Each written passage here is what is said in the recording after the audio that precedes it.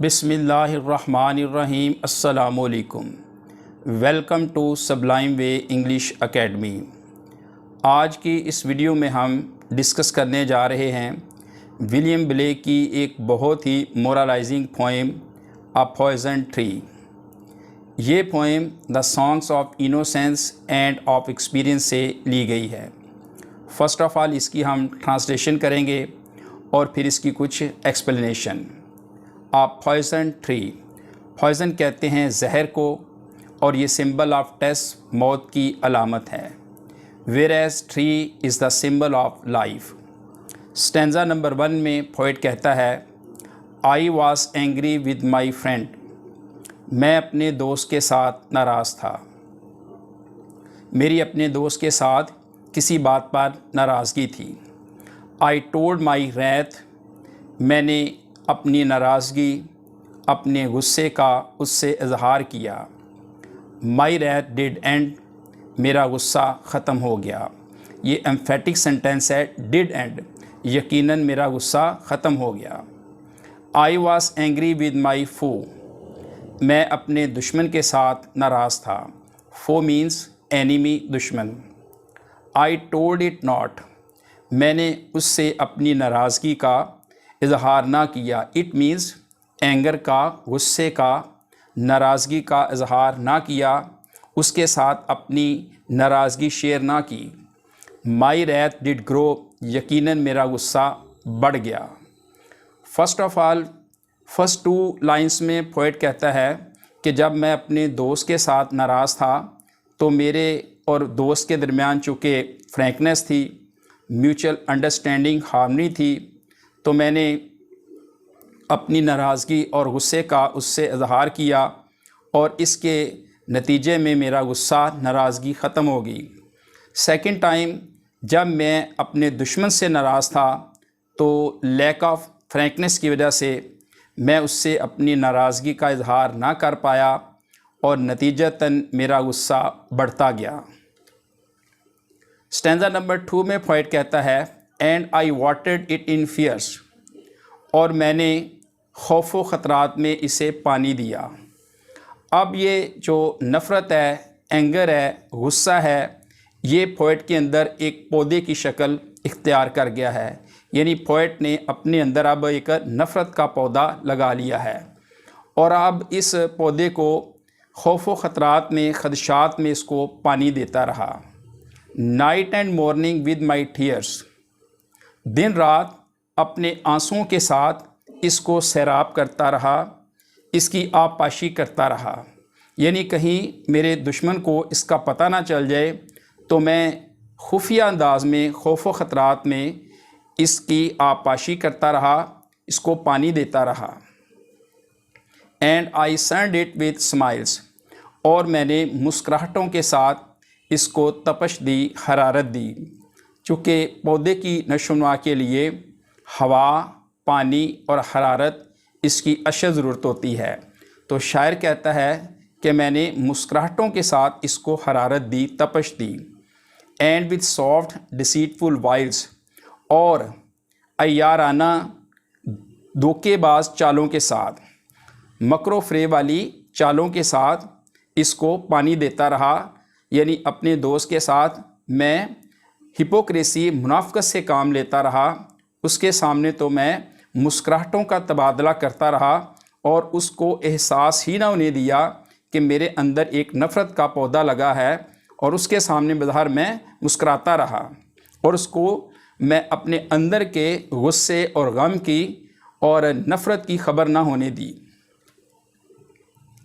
And it grew both day and night, और ये नफ़रत का जो पौधा था, एंगर का, गुस्से का, ये दिन रात बढ़ता गया। Till it bore an apple bright, यहाँ तक कि एक दिन इसके ऊपर एक खूबसूरत चमकदार सेब लग गया। यानी एक अट्रैक्टिव, ब्राइट, चमकदार सेब लग गया। And my foe beheld it shine, और मेरे दोस्त ने इसकी चमक दमक को देखा। यानी चूँकि ये बहुत अट्रैक्टिव था, खूबसूरत था, तो मेरे दोस्त को इस सेब ने अपनी तरफ अट्रैक्ट किया। जब उसकी नज़र पड़ी तो इसकी चमक दमक ने मेरे दोस्त को अट्रैक्ट किया। And he knew that it was mine, और वह ये जान गया कि ये मेरा है। स्टैंडा नंबर 4 में पोएट कहता है and into my garden stole, और वो मेरे बाग में चोरी दाखिल हो गया। When the night had veiled the pole, जब रात ने ज़मीन को ढांप लिया, यानी ज़मीन के ऊपर तारीकी छा गई, तो वह चोरी चुपके मेरे बाग में दाखिल हो गया। In the morning glad I see, सुबह को देखकर मैं बहुत खुश हुआ। My foe outstretched beneath the tree, मेरा दुश्मन दरख्त के नीचे मुर्दा पड़ा हुआ था, फैला हुआ था, मुर्दा हालत में पड़ा हुआ था। यानी वो सेब जिसको उसने खाया, चूँकि वो जहरीला सेब था और इसके नॉलेज में नहीं था, तो वो चूँकि उसने खा लिया और इसके नतीजे में क्या हुआ, वो मर गया और दरख्त के नीचे मुर्दा हालत में पड़ा हुआ था। अब इस पोएम में कुछ लिटरेरी डिवाइसेस जो यूज़ हुए हैं उनके मतलब पढ़ते हैं। एनाफोरा, एक इसमें लिटरेरी डिवाइस एनाफोरा इस्तेमाल हुआ है। एनाफोरा कहते हैं एक ही वर्ड या एक ही फ्रेज़ का 2 या 3 यानी सेंटेंसेस में बार बार आना, इसको एनाफोरा कहते हैं। अब लाइंस नंबर 1 और 4 में I was angry with my friend, I told my wrath did end. I was angry with my foe, I told it not my wrath did grow. तो ये 4 लाइन्स ही आई से शुरू हुई हैं। Lines number 7, 9 and I send it with smiles and with soft deceitful wiles and it grew both day and night, ये तीनों lines and से start हुई हैं। इस तरह लाइन नंबर्स 11 और 13 and my foe beheld it shine and he knew that it was mine and into my garden stole, ये भी 3 लाइन्स एंड से शुरू हुई हैं। तो इन 3 लाइन्सों में भी एनाफोरा लिटरेरी डिवाइस यूज़ किया गया है। नेक्स्ट है लिटरेरी डिवाइस एंटीथीसिस। एंटीथीसिस कहते हैं two opposite concepts, two opposite views. तो इसमें देखें फर्स्ट स्टैंजा में ही I was angry with my friend, मैं अपने दोस्त के साथ नाराज़ था। आई टोल्ड माई रैथ, मैंने अपनी नाराज़गी गुस्सा उसे बताया। माई रैथ डिड एंड, मेरा गुस्सा यकीनन ख़त्म हो गया। नेक्स्ट 2 लाइन्स में I was angry with my foe, मैं अपने दुश्मन से नाराज़ था। आई टोल्ड इट नॉट, मैंने उसे ना बताया, यानी मैंने अपने गुस्से के बारे में उसे ना बताया। माई रैथ डिड ग्रो, मेरा गुस्सा बढ़ गया। तो पहली 2 लाइन्स में वो फ्रेंड का मेंशन है और साथ गुस्से के बताने के मतलब है और साथ ही गुस्से के ख़त्म होने के बारे में है। तो नेक्स्ट 2 लाइन्स में फ्रेंड की जगह पे फो एनिमी दुश्मन आ गया है और गुस्सा जो था पहले दोस्त को जो बताया था, अब दुश्मन के मतलब जब दुश्मन की बारी आई तो उसको ना बताया और पहले दोस्त की सूरत में जब इजहार हुआ था तो गुस्सा ख़त्म हो गया और यहाँ पे उसके अपोजिट गुस्सा बढ़ गया। तो इस तरह ये 4 लाइन्स में 2 अपोजिट कॉन्सेप्ट, 2 अपोजिट व्यूज़ ये पेश किए गए हैं और इसे एंटीथीसिस कहते हैं। इस पोएम की जो राइम स्कीम है वो है AABB। फर्स्ट 2 लाइन्स देखें फ्रेंड एंड, और 3 और 4 लाइन फो ग्रो। इस तरह स्टैंजा नंबर 2 में फियर्स टीयर्स और स्माइल्स वाइल्स।